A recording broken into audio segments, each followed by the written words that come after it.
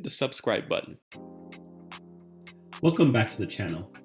Today we're talking about the money mindset.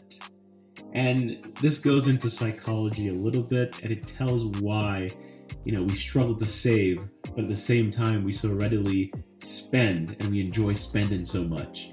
It's mostly because of human nature. It's human nature and money. When we have painful decisions to make, it is only human nature that we delay. So when you're thinking about your journey to financial independence, it's going to be difficult because you have to change your money mindset. You have to be aware of all your default reactions and make a conscious change. So you have to make a change as far as how you view money and the things that you purchase with money or that you can purchase with money. So let's think about it from this standpoint. The last time you had to make a painful decision, did you make that decision immediately or did you delay? Think about it, whether it's a decision that would have resulted in a conflict or one that would have caused some kind of sacrifice. It is only normal for you to delay, for you to push it back, to procrastinate on that decision.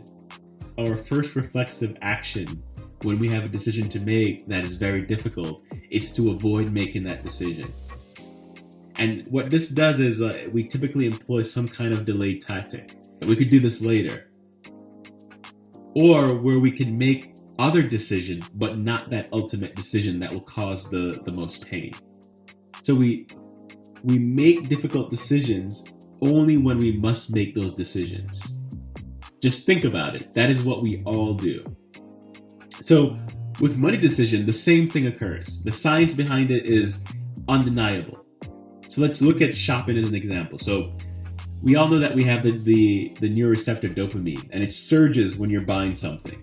And the dopamine surge is a result of purchasing that new thing and the anticipation of getting that new thing immediately.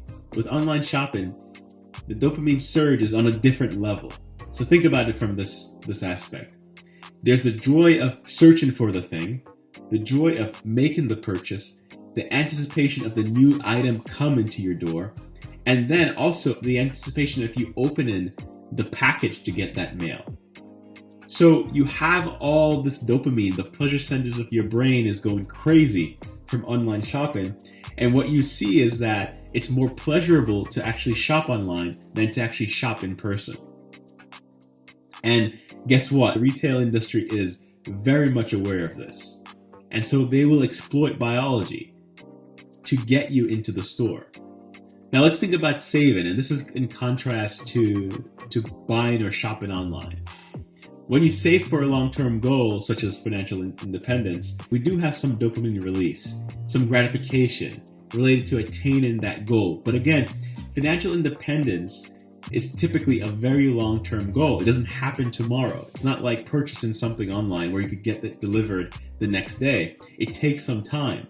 So saving falls into the category of delayed gratification, and for delayed gratification, dopamine signals decline as the delay to the large reward increases. So the longer you have to that reward payoff, the lower the dopamine for that reward. Whenever you're planning around a goal, such as financial independence or any money moves that you're planning to make, it's gratifying to plan and to think about actually achieving that goal. But because it's a long way away, you just do not get the same kick that you would of buying something or that instant gratification. So this is why it's so much easier to spend money to get something new. Even though you know that you don't have that money, you'll still spend because you get that immediate gratification. But it's so difficult to save and invest for the long term. So what can you do?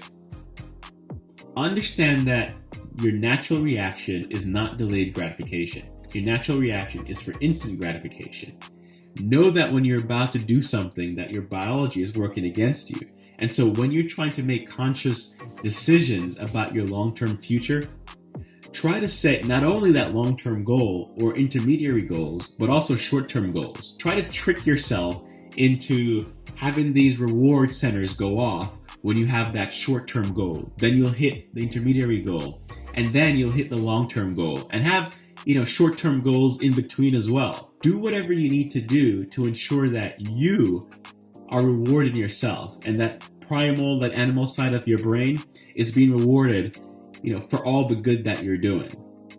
Hopefully this helps you to understand that the reason why we make the decisions that we make, some of it is actually biological. Some of it is based on how we're built.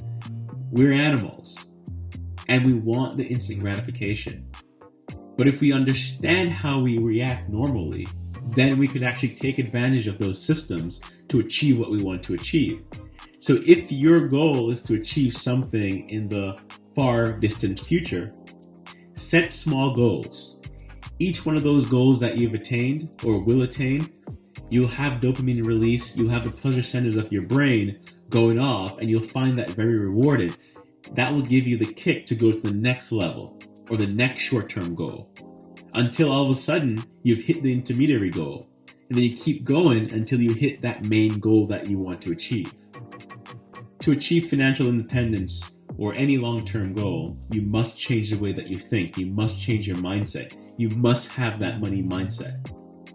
For a more successful financial journey, create and achieve your short-term and intermediary goals on your way to those long-term goals. If you like this video, subscribe to the channel.